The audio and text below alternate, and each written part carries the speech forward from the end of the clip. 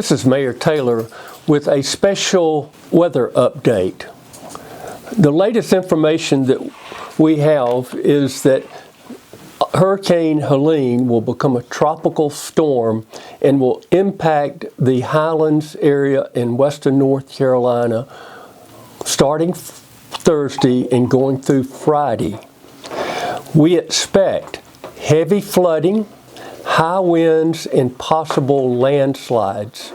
And we urge everyone to make preparations now for this dangerous storm event. Our electric crews are on standby as well as our road crews. They will respond to the inevitable power outages and possible road closures when the storm has subsided and it is safe for them to work. I urge everyone not to call in to emergency dispatch 911 during this time to report power outages.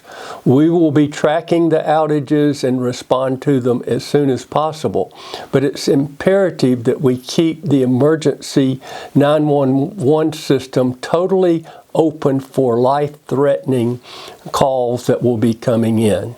At this time, I want to bring in our police chief, who will provide further emergency information about this impending storm.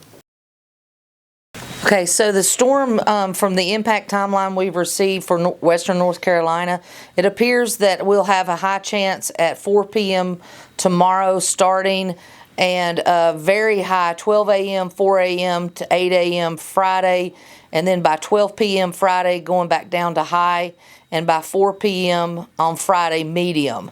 Also, high and very high chance of flooding, gusty winds, and a medium chance of possibly tornadoes Friday after 4 a.m. So that's the reason we're asking for a limited amount of traveling. And I'd like to introduce Captain Leah McCall to talk about why it's important that we limit travel during an event that could be heading our way. Our biggest concern is the timeline of this storm being mostly in the dark hours of the late night or early morning.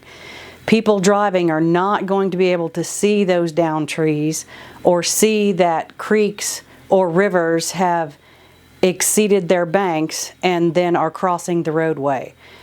So we're asking everyone to please stay home, and if you do not have to be out, please don't be out driving.